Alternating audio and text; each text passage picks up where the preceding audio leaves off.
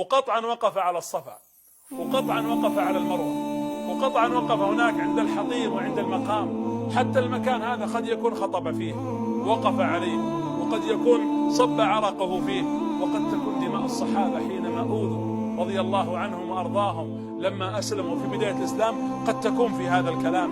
اليوم نتكلم عن رسالة هي عبارة عن بناء، عن حضارة. أنا أقولها بكل أمانة وبكل صراحة وبكل جرأة، إحنا أخطأنا في عرض السيرة. عرضنا السيرة من زاوية واحدة، عرضنا السيرة على أن السيرة عبارة عن سيرة ليس لها علاقة إلا في المغازي والجهاد والقتال، وهذا حق ودين ونقبل به. لكن يا جماعة السيرة أكبر من ذلك.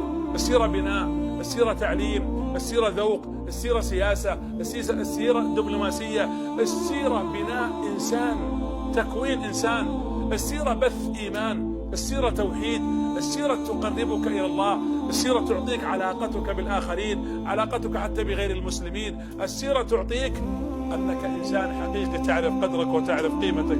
العالم كله تغير بعد أن جاء النبي صلى الله عليه وسلم. أنا أقولها السيرة قبل أو التاريخ قبل محمد شيء، وبعد محمد صلى الله عليه وسلم شيء. تغير شكل العرب، الدول العربية كلها تغيرت، مصر تغيرت، المغرب العربي كله تغير، العراق، الشام كله تغير، الأندلس تغيرت، أذربيجان تغيرت، الجمهوريات السوفيتية تغيرت، سقطت دول، سقطت الفرس وسقطت الروم، كل هذه تغيرت برسالة محمد عليه الصلاة والسلام. أوروبا نفسها تغيرت، أوروبا أثر ما هي فيه من نهضة اليوم بسبب الإسلام. اكتشاف الرجاء الصالح، اكتشاف أمريكا نفسها بسبب أثر الإسلام. الإسلام سيرة النبي صلى الله عليه وسلم غيرت مجرى التاريخ. الآذان في كل مكان، الآذان اليوم في صحراء سيبيريا ونسمعها في القارات الست كلها، يرفع الأذان الله أكبر الله أكبر، أشهد أن لا إله إلا الله، أشهد أن محمد رسول الله.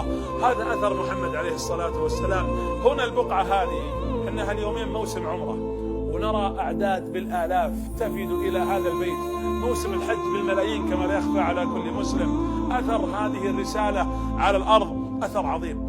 كل عظيم قد يؤثر فترة من الزمن.